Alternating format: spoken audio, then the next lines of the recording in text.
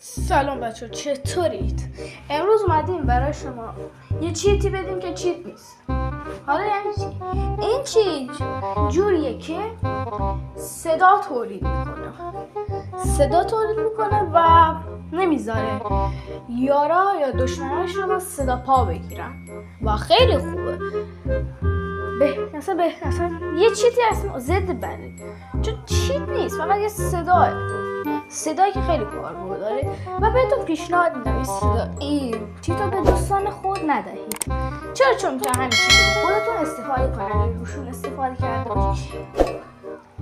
و یک تشکر از پیج علی میکنم که این چیتو در اختیار ما گذاشته و منم این چیتو در اختیار شما گذاشتم و این چیت در کانال تلگرام من هستش.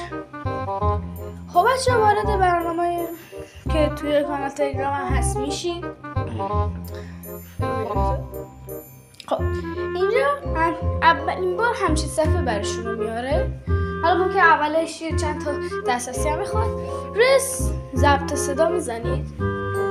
خب اینجا برای شما مثلا همینجا میخواد صدا ضبط کنید. حالا میتونید هرچی دلتون بخواد بگید، هرچی. مثلا من میتونم الان ویز ویز کنم، خیر خیر کنم، هرچی. مثلا بیایید وز ببخشید. خب الان سرعت شده. برای استفاده از عملکرد صدا مجوز را بدهید. اینجا میاد، اینجا مجوز را بدهید بشه.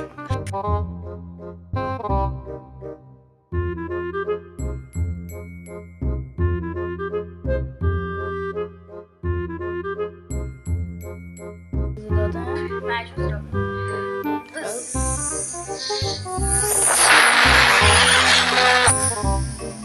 اوکی. اینجا تایید رو میزنید. خب چیز نکردم، باید همون وسطاش. حالا اینجا میتونید صدای مورد نظرتون. الان من اون صدایی که خودم هم در آوردم یا نویز بود. جنگ ستارگان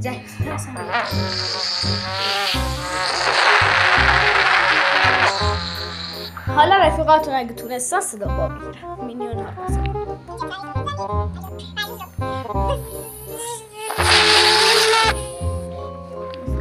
اینجا تایید مجوز رو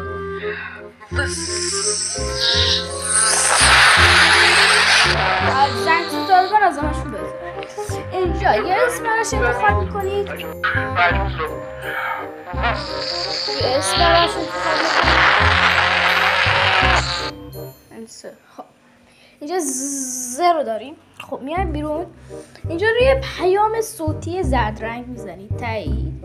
اینجا باید تایید رو بهش بدید. من تایید رو بهش میدم. خب اینجا در اینجا ما این بود برای شما میاد. شما میتونید بیاید بیرون. این گزینه این چیز بزنید. این رکورد میکنه. این رکورد رو بلش کن. دور انداختن. روی زده میزنید اینجوری.